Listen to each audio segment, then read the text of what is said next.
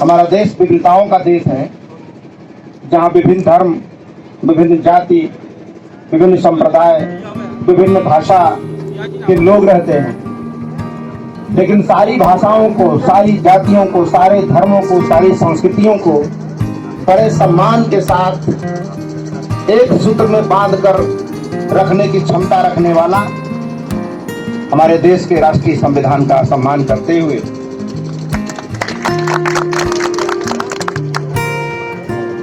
आज हमारे सम्राट अशोक क्लब के सभी नौजवानों का अभिनंदन करता हूं कि आप लोगों ने इस कार्यक्रम का आयोजित किया और इतने सारे लोग जो यहाँ पे आए हैं। मैं चाहता हूं कि आप जोरदार ताली आप अपने लिए बजाइए,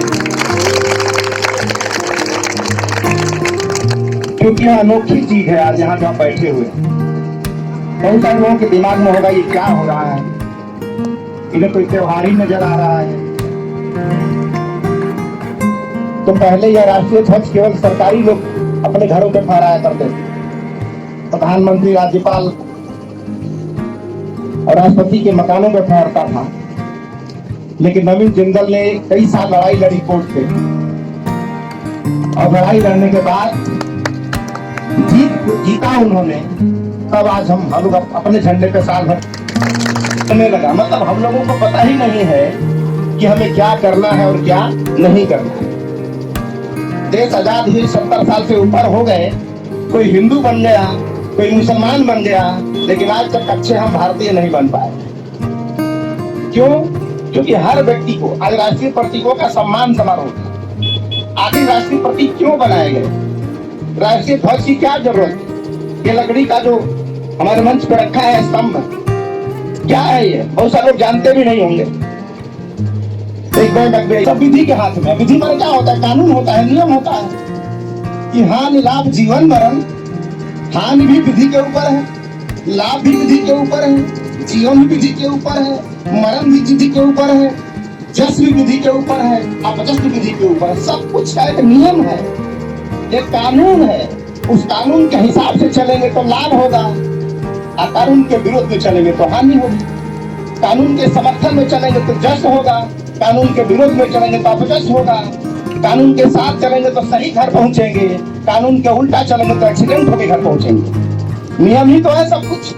तो हानि भी, लाभ भी, जीवन भी, मरण भी, जस भी, अपजस भी, सब विधि के हाथ में है, और वही विधि है भारत का संविधान। अपने धर्म के नियम का, कानून का, अपने धर्म का पालन नहीं करेंगे तो जेल नहीं जा सकते। अपने धर्म की किताब ठीक से नहीं पढ़ेंगे तो जेल नहीं जा सकते। लेकिन संविधान का पालन नहीं करेंगे तो जेल जा सकते हैं। तो हमको अपने धर्म का ज्ञान हो चाहे ना हो, लेकिन संविधान का ज्ञान तो हर व्यक्ति को होना चाहिए। क्योंकि हम पैदा हुए हैं, ये ऊपर वाला तय नहीं करता है कि आप कब पैदा हुए हैं।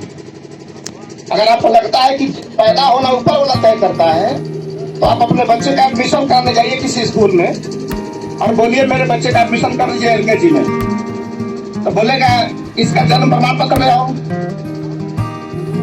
तो कहाँ जाएंगे? मंदिर में जाएंगे कि मस्जिद में जाएंगे प्रमाण पत्र लेने?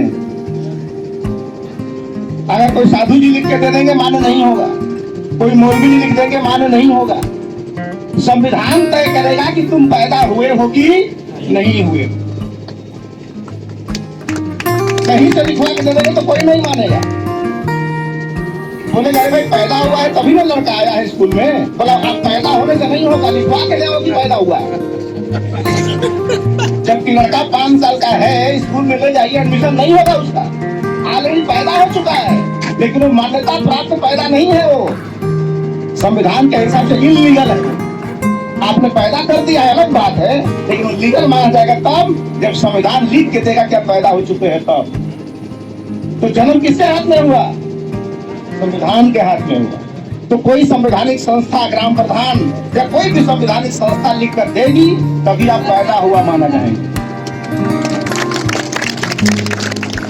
कोई ऊपर वाला नीचे वाला लिख के देने से कुछ नहीं होने वाला। आप मर गए, किसी ऑफिस में चले जाइए या इंश्योरेंस ऑफिस चले जाइए, मेरे पिताजी मर गए, इंश्योरेंस का पैसा दे दीजिए, फोटो खींच लीजिए कब्र का, फोटो खींच लीजिए जलती हुई चिता का, चलो देखिए मेरे पिताजी मर गए, चिता चल रही है, पर कुछ नहीं होता, चलो लिखवा के ले आओ कि मर गए। अब पिताजी मर गए फिर भी मान्यता प्राप्त मरे नहीं है, इलीगल मरे हैं। वो लीगल मान्यता तब माना जाएगा जब तहसील से प्रधान या कोई नगर पालिका लिख के देगी, तभी माना जाएगा मरे हुए हो। आप कचहरी में चले जाइए, बहुत मुर्दा संघ बना हुआ है, मुर्दा मैंने जिंदे ही उनको मुर्दा घोषित कर दिया गया, उनकी जमीन हड़प ली गई है मुर्दा करके। अब वो रोज कचहरी में लड़ रहा है कि मुझे जिंदा घोषित करो। भाई मैं जिंदा हूँ।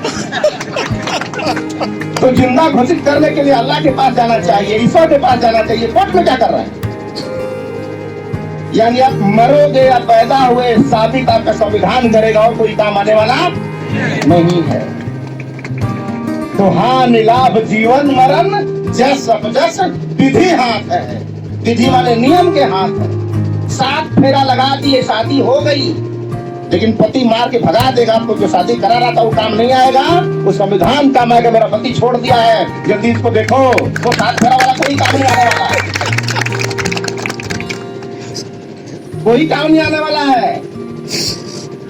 मैं शहजादे फला मैं कबूल करती हूँ, कबूल हो गया, लात मार के भगा दिया, वो काम नहीं आने वाला है। लड़ना पड़ेगा कचहरी में जाके, मेरा पति मेरा अधिकार दे, तो ऊपर वाला काम आएगा न नीचे वाला काम, तो हमारा संविधान आने वाला है।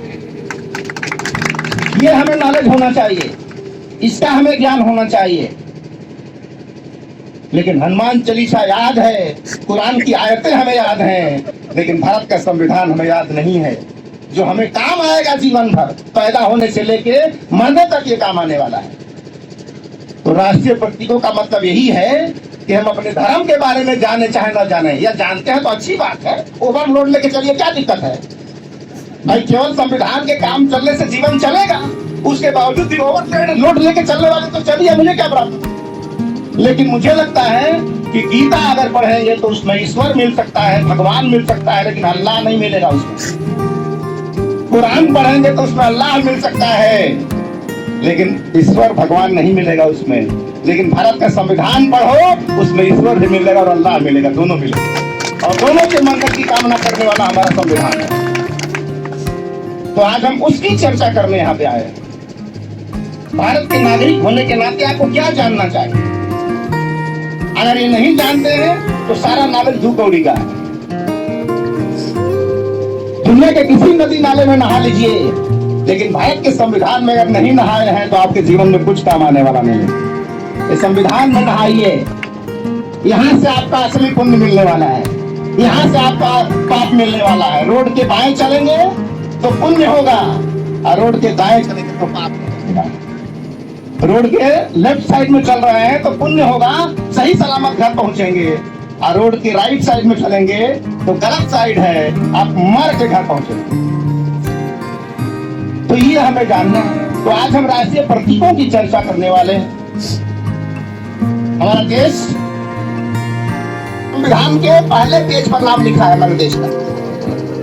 हमारे देश का नाम भारतीय संविधान का पहला पेज खोलेंगे तो पहले ही पेज पर लिखा है कि हमारा जो एक देश है वो छोटे छोटे संघों का राष्ट्र है, और उसको हिंदी में भारत बोलेंगे और अंग्रेजी में इंडिया बोलेंगे। इंडिया दैट इज भारत और भारत दैट इज इंडिया।